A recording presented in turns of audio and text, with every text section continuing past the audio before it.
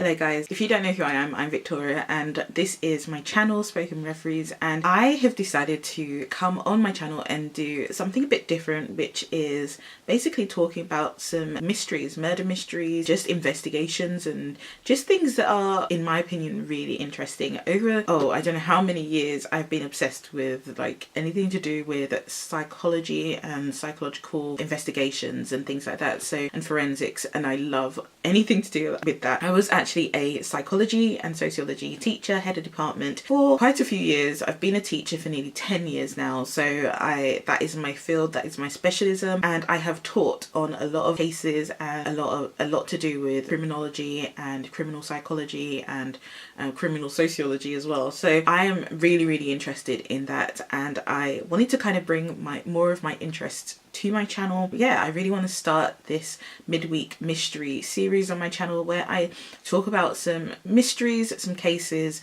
that just really intrigued me and just intrigued me more because of maybe the psychological element to it, and hopefully you guys enjoy this. I love watching videos like this myself, so I just thought, why not do something that I particularly love seeing on my channel as well. Before I get started, I do want to make a disclaimer that anything I say, I do not say any of this stuff to cause embarrassment or to cause harm to any of the people I talk about. My sincere thoughts go to the families of the victims in any of the cases I talk about, and I also want to mention that anything I do say is actually based on research I've done via internet or, you know, watching documentaries myself. So I'm no way an expert in any of this stuff, but I just find a lot of the cases really interesting, so I hope you guys are interested too. And if you are, don't forget that you can comment down below your own theories or your thoughts on the cases that I talk about as well. So the first case that I wanted to basically start my midweek mystery off with is the case of Joanna Dennehy. It is quite a notorious case in the UK because it is about a British female serial killer. Now I will go into her past, I will go into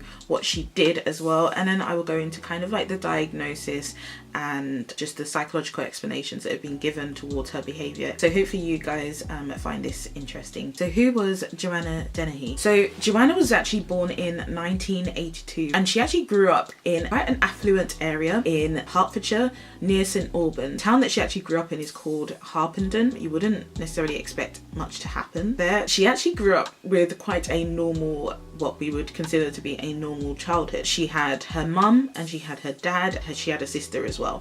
Her mother is called Kathleen and her dad is Kevin and her sister is Maria, and she actually did have quite a close relationship with her sister at one point. Dennehy's parents were actually very normal parents, had very normal jobs. Father worked as a security guard and her mother Kathleen worked as a shop manager. Her younger sister Maria to have a very successful career in the army and then went on to run her own IT company. Her and her sister were very close when they were younger. In fact, they were so close that they actually ended up inventing their own secret language. And Dennehy was really fond of her dolls and she grew up, loved makeup and she loved doing her hair and she loved fashionable clothes. Started drinking quite heavily and she actually started experimenting with drugs as well quite early on in her teenage years. For her, school got worse, which would be expected, and she started to keep company, which you wouldn't necessarily say is the best of company for her to keep. She started getting into trouble quite a bit at school, and the more that she got into trouble, the more she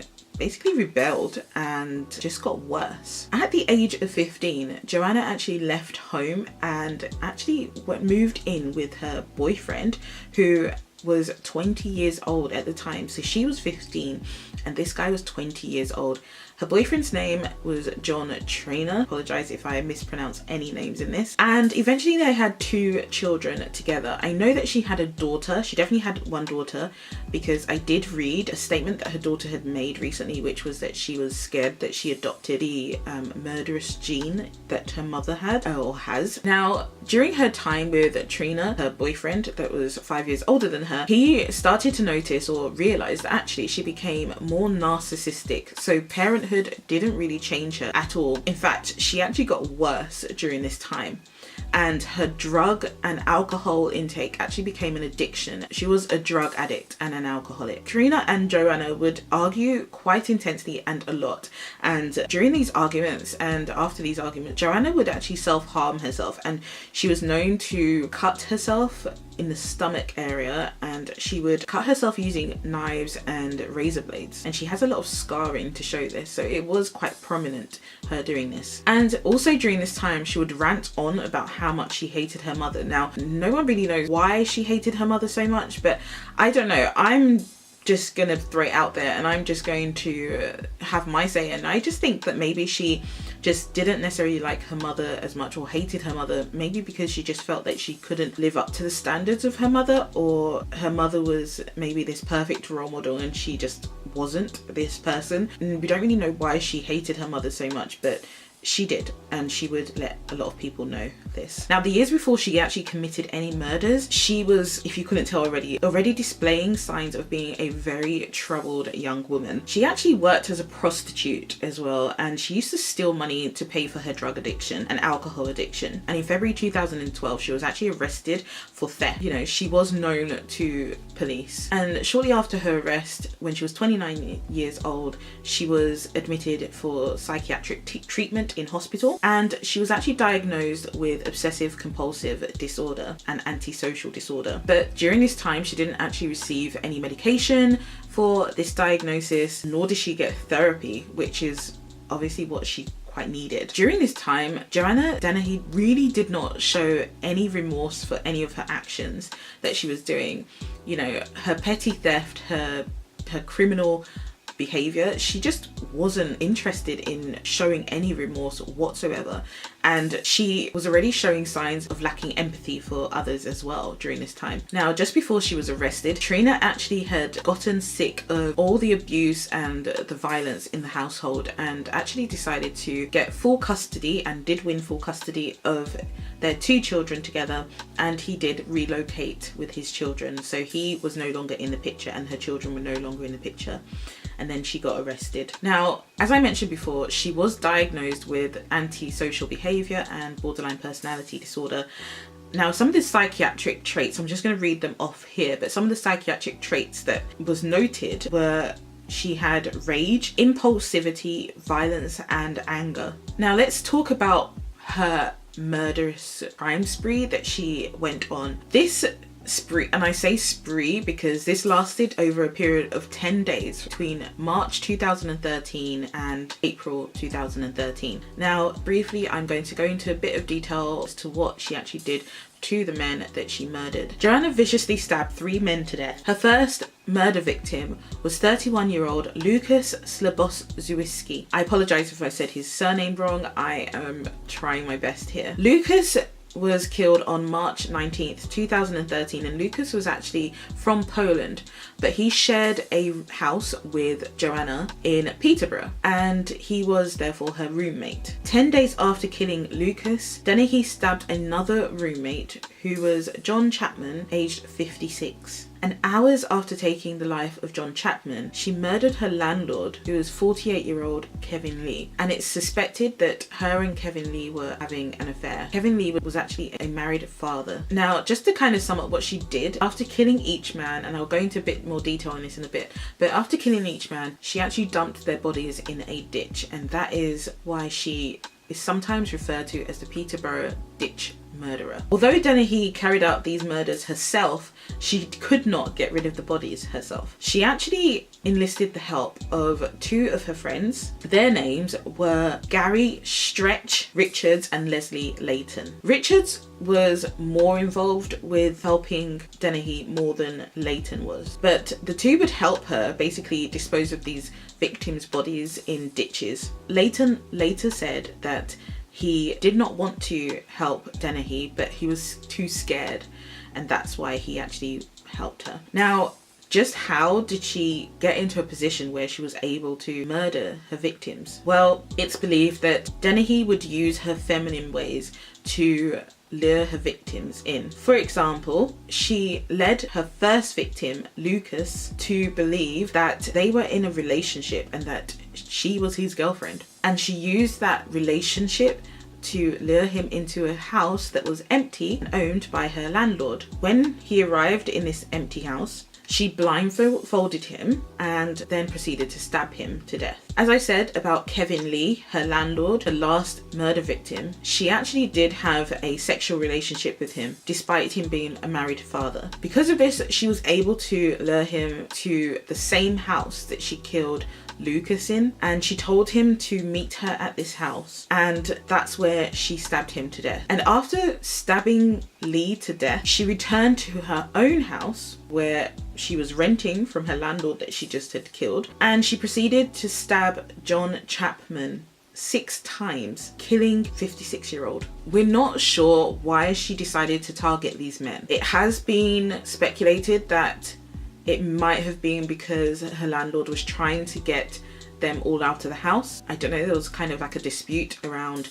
living arrangement. We're still not 100% sure as to why she decided to kill them. It may have just been that they were available. However sad and disgusting that sounds, it just might have been that simple for her. Now, killing them wasn't enough. And for Joanna, the humiliation behind it all was something that she thrived on. After killing Lucas, her first victim, she actually placed his body into a bin, a dustbin outside. And she was so proud of her murder that she went on to show his body in the bin to a passing teenager. That's how proud she was of this. She couldn't help herself from boasting about it. She had to, it's like she had to shout about her achievements. Even after killing her roommate, John Chapman, she called one of her friends and she sang the lyrics to Oops, I Did It Again by Britney Spears.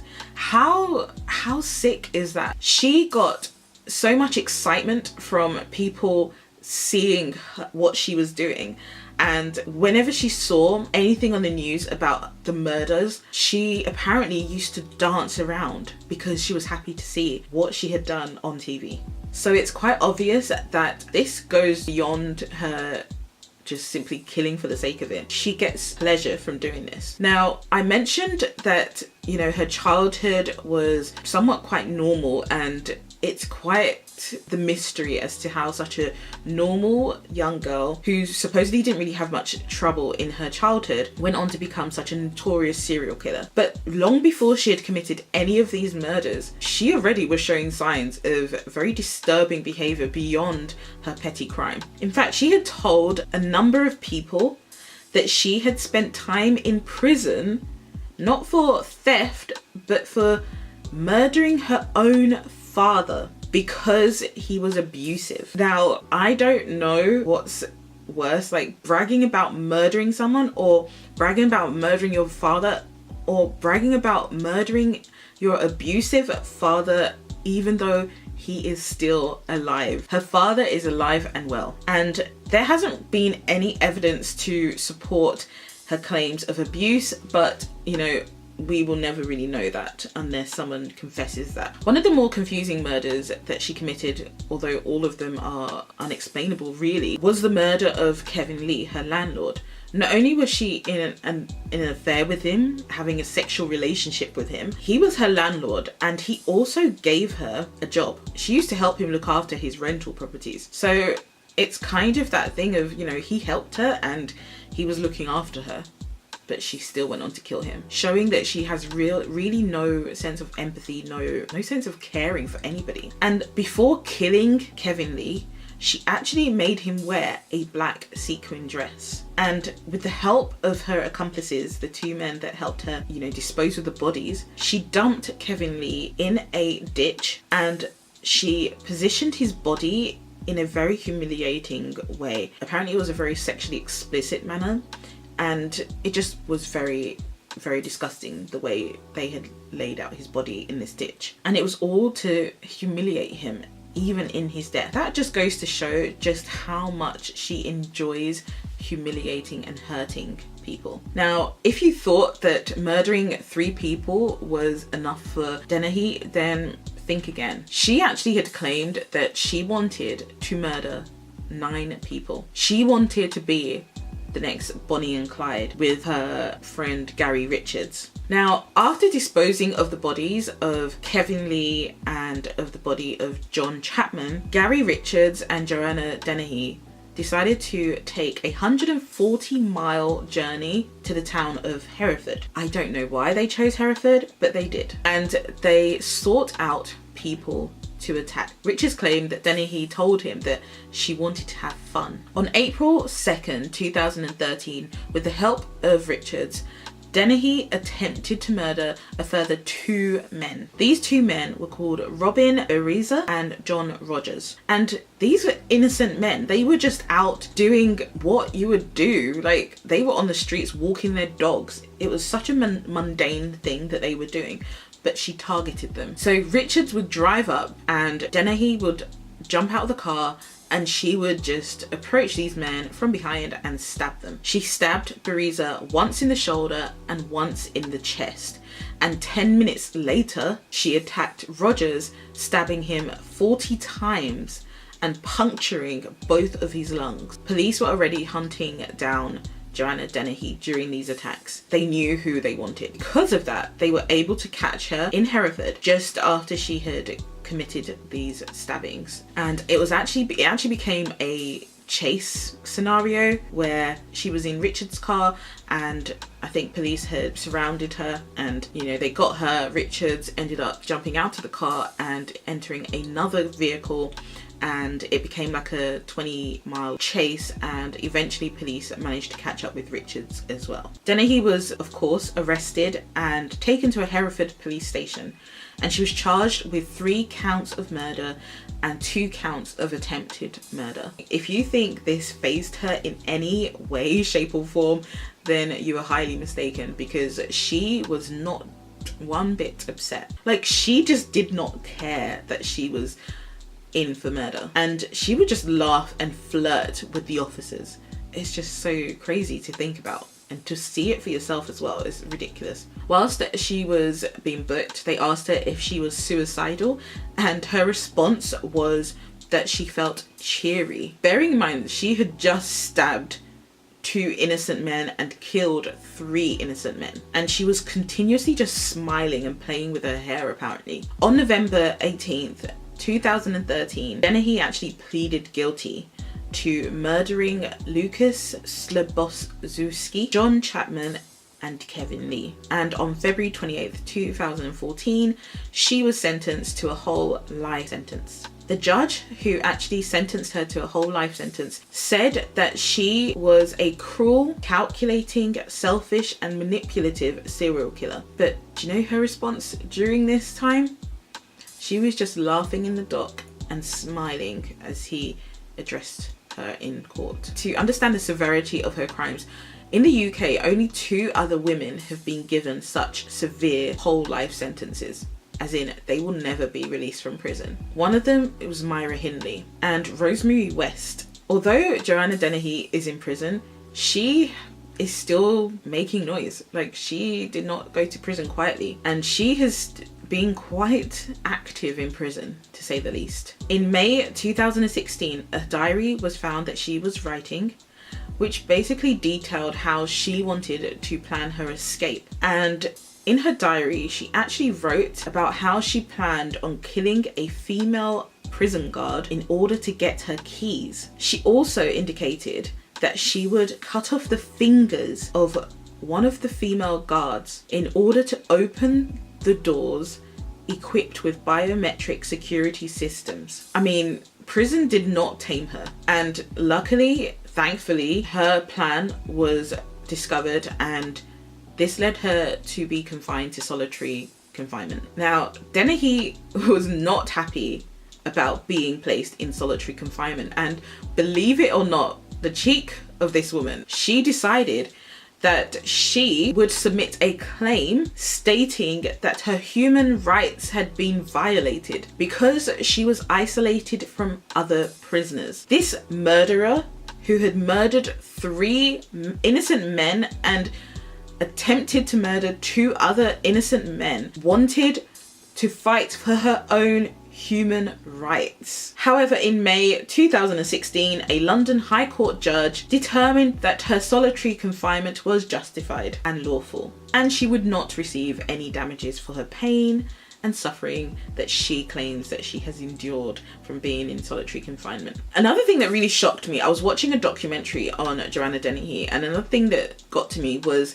a researcher or a writer wanted to write about her, and so he decided to start writing to her in prison, and they were writing back and forth, and he said, you know, she wrote quite disturbing things in the letters that they would write. So he decided that, you know, he really wanted to get into her mind and truly try to understand her. So eventually he decided to go into the prison and actually visit her in prison for the first time, so they could actually, you know, see each other face to face. When she met him, she had basically told him that she really wanted to just kill him right now. That was pleasing to her. Like, her seeing him wanted her to kill him. And he said that, you know, the way she looked at him, the way she just said it, it was so blasé that he knew that if she had the opportunity, she would have killed him. One of the big questions in Joanna Dennehy's case is, could these murders have been prevented? Now, it's very difficult to say, and so we can't 100% say that, you know, this could have been prevented. But one of the main issues surrounding this is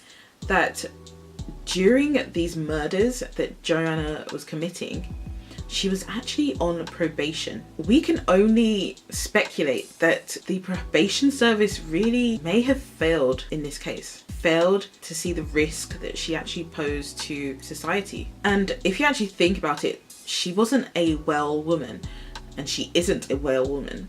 And she had been diagnosed with quite serious mental health issues, which related to violence and rage. And so when she had missed her multiple appointments, which she did during this crime spree, it wasn't followed up as well as it should have been. And the question is, did they monitor her as well as they should have done? But as we've said already, it's difficult to say that if she had been monitored better, this would have prevented the crimes, because we just don't know. Alongside all of her diagnoses, during her trial, a psychiatrist actually diagnosed her again and said that Joanna Dennehy had, I'm just going to read it off here, paraphilia sadomasochism. From what I know of this is a very dangerous condition in which the person that is diagnosed with this seeks out sexual activity because sexual activity excites them, but it excites them because they love to humiliate and cause pain to those that are engaging in that sexual activity with them. And if you actually look at everything we've talked about in this video so far about Joanna, then it makes sense that that is what she has, because she, despite being in a sexual relationship with some of her victims, she still decided to hurt them. She still decided to kill them, and not only kill them, the way she disposed of them, very humiliating. And as I mentioned before, she planned on killing a lot more people. Her number was 9, and she wanted to be the new Bonnie and Clyde with Richards. Her target was just men, and females and especially mothers were not in her radar at all. She wasn't interested in killing them, which again poses the question as to why she hates her mother so much, because you would have thought, with the way she used to rant about hating her mother, you would have thought that she would have targeted women as well. Like, it just doesn't make sense in a theoretical way as to why she chose her victims. And when she was asked why she did kill her victims, she said that when she killed her first victim, she said she felt that it was very Moorish. And if you don't know what she means by that, she basically is saying that killing her first victim made her basically want more of that, and so she sought out more victims to satisfy that need. Joanna Dennehy needed a lot more intervention than she was given, and we can see from her that she is a cold-blooded killer. Like, she has no remorse for anything that she's done, and I just feel for the victims and their families and their friends, because they didn't deserve to die. They didn't deserve to be killed at the hands of this woman. They didn't deserve to be killed. And because of, well, we don't really know whether it was failures in the system or not, but something went wrong. And because of that, they lost their lives. It's just very fascinating to me to see how someone that grew up in what is considered to be an affluent area and grew up in a household environment that is considered to be quite normal, whatever that may be, but maybe with just like the regular troubles that a family would normally typically have, someone that grew up like that. It's just quite fascinating to me as to how someone like her growing up in a household like that could go on to commit such disturbing crimes and go on to kill. Like it doesn't make sense. It doesn't make textbook sense. And whether or not you believe that, you know, we are a product of our environment, or you believe that we are shaped by our internal inherited influences, I feel like this case, Joanna's case, is one where I feel like we can see it from both angles here. I don't have the answers, I'm just exploring like you guys would be. So yeah, this is just an interesting case to me. There's a lot more to this case. Now, we refer to Dennehy as a serial killer, but in criminology, this is debated on. It's kind of suggested that she's actually not a serial killer as we would know a serial killer to be. Criminologists have said there has to be a cooling off period between murders before you can classify someone as a serial killer. So because Joanna would murder within this space of 10 days, she actually is classified as a multiple murderer or spree killer. Professor David Wilson of criminology at Birmingham City University has actually stated that, and I'm just going to read it off here, serial killers disengage from the process of killing and revert to their normal life. There was never any sense of her disengaging. She seems to have constantly been in the moment of killing, and he argues that this could have been due to a number of factors, including her drug and alcohol abuse and the relationship she had with Gary Stretch Richards, who helped her dispose of her victims' bodies and went on the run with her. Now, Wilson goes on to suggest that this created a syndrome called folie à deux, or you can call it a shared psychosis. And he says it creates a world in which even the most extraordinary ideas and behaviors are seen as being permissible. So often it is the woman who follows the world view of the more dominant male partner. In this case, Dennehy was the dominant partner and Stretch Richards accommodated her world view. It's a baffling case for everyone, and this is basically seen as kind of like one of those one-off cases, but you can see that she is a very troubled woman, and this is why I really wanted to start my mystery off with talking about her, because obviously I love psychology, and this just really is one of those cases where trying to understand her is going to take a long time, and I just love to investigate things like this. So let me know what you guys think down below. What are your thoughts on Dennehy? Have you found out anything else about her that I didn't mention? Like I said, there are loads of things that I could have possibly put in this video that I just didn't because of time and just being able to squeeze it all in. But let me know what your thoughts are on this case, and also let me know what cases you would like me to cover next if you are interested in this. Hopefully you guys found this interesting. I'm not so sure about enjoying it, but at least hopefully you found it interesting, and if you did, then I would love for you to give me a thumbs up and subscribe to my channel for more midweek mysteries. Thanks so much for watching, guys, and I will see you very soon in my next video. Take care, guys, and see you soon. Bye.